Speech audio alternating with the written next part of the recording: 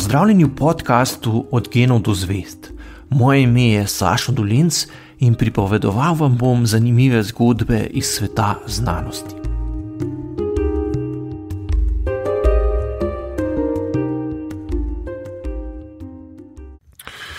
Pomen dobrih zgodb je izjemen. Dobre zgodbe vplivajo, vzgajajo, zabavajo. Dobre zgodbe se tudi dobro prodajajo. Za jezikovni in širši kognitivni razvoj otrok, mladostnikov, pa tudi odraslih je bistveno, kako raznolike in kompleksne zgodbe berejo, poslušajo, gledajo. Človeški možgani si lažje zapomnijo zgodbe, velike težave pa imajo z nepovezanimi podatki. Ob nacionalnem mesecu skupnega branja, ki poteka pod sloganom Beremo skupaj, se bomo osredotočili na to, kaj se dogaja v možganih ob dobrih zgodbah. Naš gost je dr. Sašo Dolenc, ki je na to temo sodeloval na posvetu Bralnega društva Slovenije in je tudi glavni urednik portala Kvarkadabra. Dr. Dolenc, pozdravljeni. Pozdravljeni. Gospod Dolenc, tisti, ki bi znal v vsakem trenutku za vsako priložnost povedati dobro zgodbo, bi imel verjetno veliko moč. Ja, sigurno. Pri zgodbah je pomembno, da govorec prilagodi svojo pripoved poslušalcem, tako da se zaveda dobro, komu govori in da izhaja iz njihovega predznanja, pa seveda, da vzbudi v njih emocije. To je pomembna komponenta dobre zgodbe in če to zna, potem se informacije zelo hitro pretečajo iz ene glave v drugo. Ampak to je lahko mogoče enostavno pri zgodbah iz našega vsakdana, na katere smo navajeni, težje pa to doseči, ko želimo publiko izobraziti, ko želimo recimo otroke pritegniti k nečemu, kar na prvi pogled mogoče ni zanimivo, se pa da zgodbami narediti zanimivo, da bodo se potem lahko vživeli v to in iskali potem več znanja na tem področju. Torej, dobre zgodbe lahko vključimo na nek način v najrazličnejših okoljih. To želite povedati, ne? Tudi v šoli, tudi v predavalnici, kjerkoli pravzaprav, ne? Ja, absolutno. V bistvu struktura zgodbe je nekako naraven način podajanja informacij. Ljudje si najlažje zapomnimo informacije v obliki zgodbe. Recimo tehnika, kako si zapomniš neke nepovezane informacije, je ravno taka, da recimo številke za decimalke števila pi pretvoriš v neke podobe, s katerih zgradiš zgodbo. In potem, ko recitiraš decimalke, se zgoraj v mislih sprehajaš po tej zgodbi, ki si jo skonstruiral. In to je našim možganom dokaj enostavno memorirati, teže jim je pa memorirati zgolj številke. Tako da ljudje smo, zgleda se skozi evolucijo, nekako naši možgani so se razvili na tak način, da zelo enostavno procesirajo informacije v obliki zgodb. In to je nekaj, česar se moramo zavedati.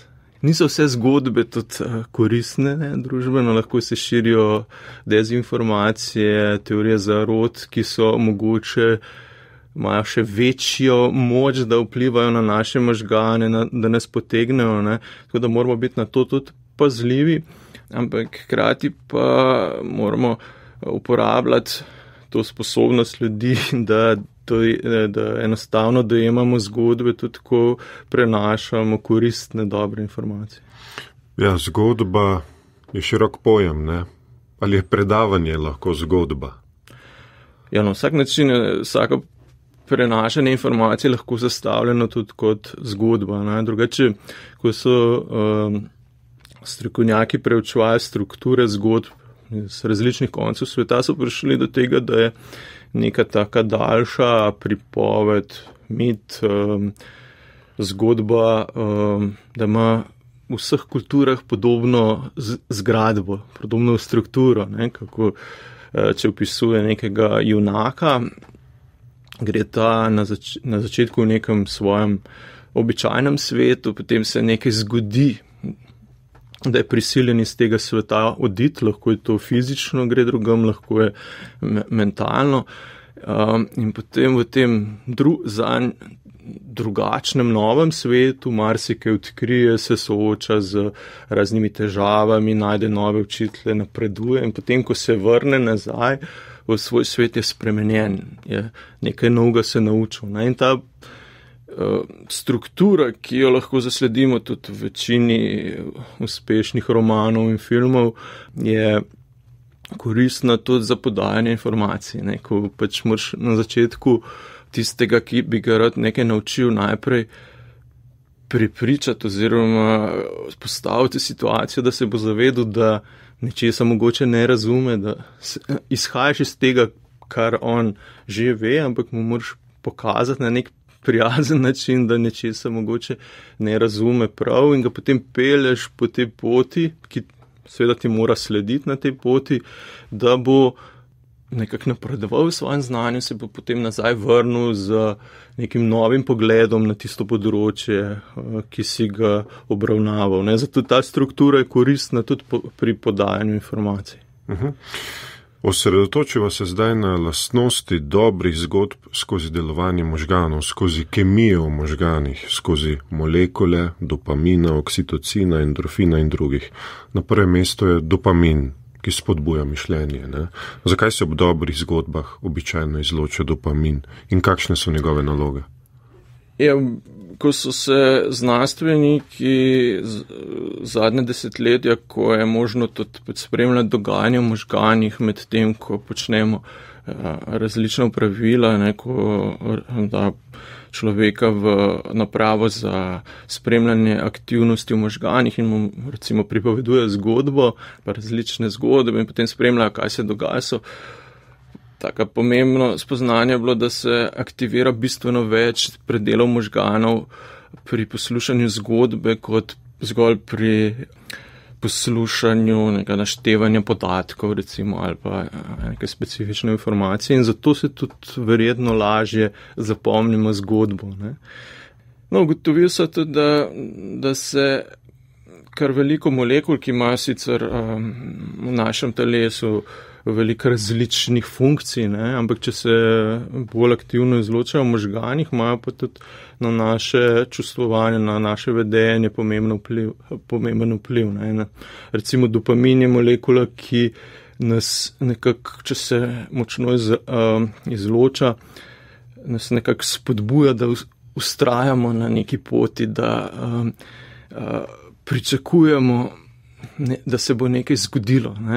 In to je v zgodbah pomembno, da vzbudimo zanimanje, da poslušalci pričakujejo, kaj se bo zgodilo.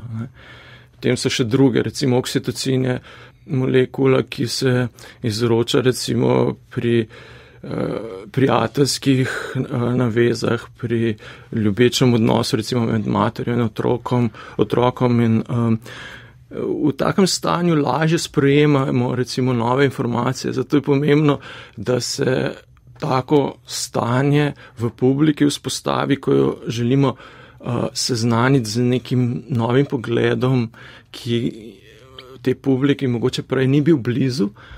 In zdaj, če je publika prestrašena ali pa je dolg čas, potem bo manj verjetno, da bo sprejela naše poglede, kot če vzpostavimo neko tako vzdušje. Potem recimo serotonin je molekula, ki se izroča, ko čutimo samozavest, ko smo recimo v športu, ko se identificiramo z zmagovalci, se potem tudi nam take molekule izločajo. To pomembno, ko se identificiramo z glavnim junakom zgodbe, čutimo tudi mi nek dober občutek ob tem. Po drugi strani imamo pa tudi molekule, ki se sprožajo med stresom, recimo kortizole in podobne, ki sprožijo ta boj ali beg, odziv našega telesa.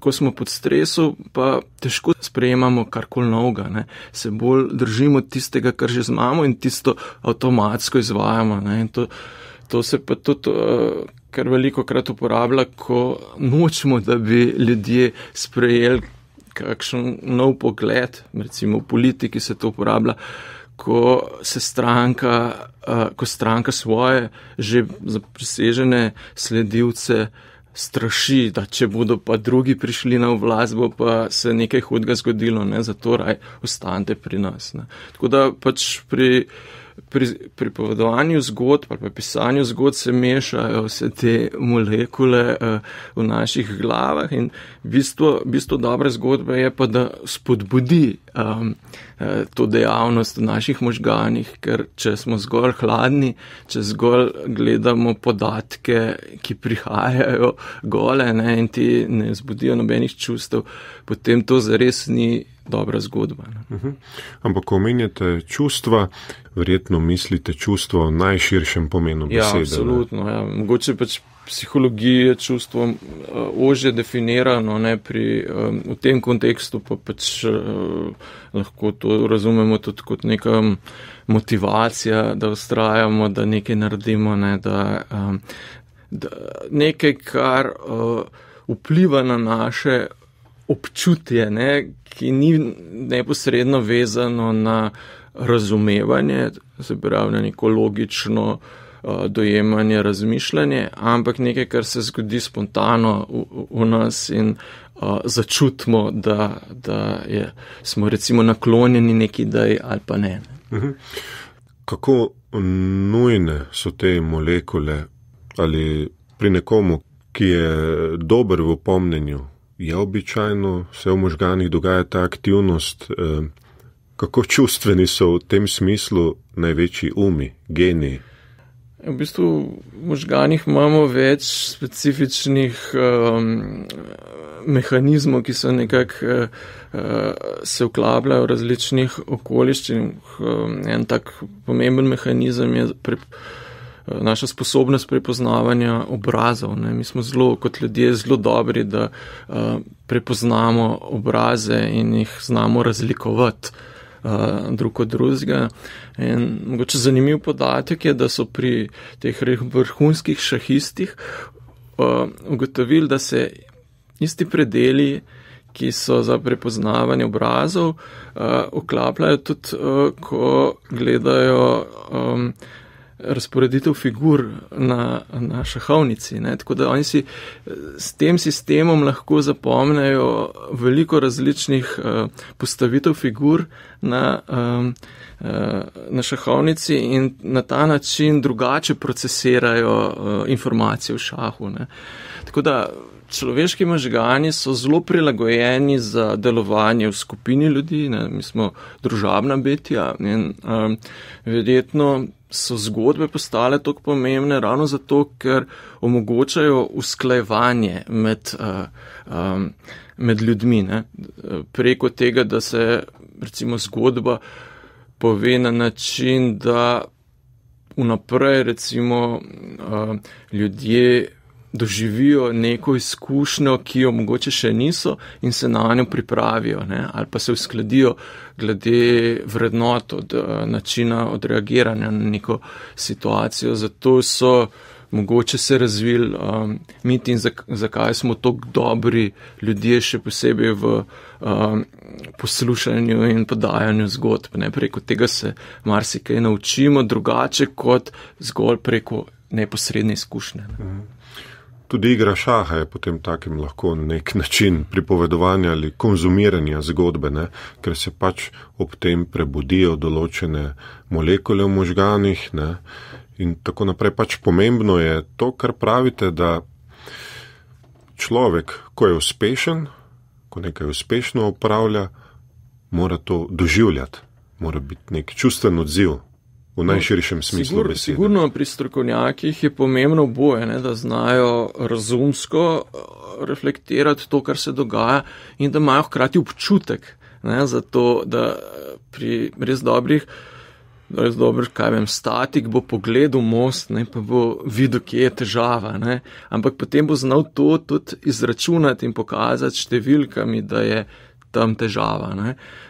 In to je ta značilnost res dobrih strokovnjakov, da znajo to dvoje oboje pokriti med sabo, ne. Ker ta občutek nas včasih lahko tudi zavede. Če nismo res pač vešči in če ne sledimo vsem dogajanjem na nekem področju, to se zgodi recimo strokovnjakom, ki so bili nekoč dobri, pa potem ne sledijo več literaturi, njihov občutek ostane nekje v preteklosti, ne, in ni več dober za nove razmere. Tako da tukaj glede teh občutkov treba biti pazljiv. So zelo pomembni, ampak jih treba negovati, delati na tem. Ne. In mogoče en problemov naše šole, no, kar opažam, da premalo gradi na tem grajenju občutkov za določene vsebine. Ne. Otroci se naučijo neko vsebino, za katero je cilj, da bodo potem znali to reproducirati čez nekaj mesecev, ne ostane jim pa nek občutek za vrednotenje novih podatkov, ki jih z tega področja dobivajo. Ne? In to je pa tisto, kar je zares v današnjem času zelo pomembno, ker informacije je enostavno dobiti, ampak vrednotiti informacije, da presojati, komu boš zaupal. Ne? Lahko nekdo na videz ima vse titule strokovnjaka, govori zelo tekoče, pametno, pa govori čiste neumnosti, neresnice. Ne? To se dogaja. In problem je, če mu javno začne slediti. Ne? Misli, da je on, ker mogoče zna uporabljati te veščine podajanja zgodb zelo učinkovito, ne. Javnost misli, da je tisto, kar on govori, dejansko resnica, ne. Pa velikokrat ni. In to je tisto, kar bi nekako šola lahko naučila mlade, da znajo to prepoznavati, ne. Da bi to bil nek cilj šole, ne. Torej, da so pismeni tudi za takšno občutenje, ne. To se pravi, ja, temu bi lahko rekel neka strokovna pismenost, ne da poznaš ti neke informacije na neki področju, tudi to je pomembno, ne, ampak če boš ti znal našteti, Newtonove zakone, dobesedno, tako kot so, ne boš pa razumel, kaj nekako počnejo, zakaj jih uporabljamo, to znanje ne bo koristilo druge kot mogoče v križankah pa v takih situacijah. Ne. In pri razumevanju je v ozadju tudi neko občutenje. Tudi, seveda. In to, da nekako ponotraniš neko znanje in da znaš potem vrednoti, tudi če nekdo pride pa reče, zdaj sem pa jaz dokazal, da tretji Newtonov zakon pač ne deluje, da boš takoj pazljiv, ne, da to pa je nekaj, kar je zelo resna teza, ne, in boš šel raje 10krat preveriti, preden boš sploh naprej bral. Ne. Upam, da sva tudi mi dva sprožila kakšne občutke pri poslušalkah in poslušalcih. Dr. Sašo Dolenc, najlepša hvala za pogovor. Ja, hvala za povabilo. Tehnično je oddajo izvedel Miha Klemenčič, vodil pa sem jo Aleksander Čobec. Srečno.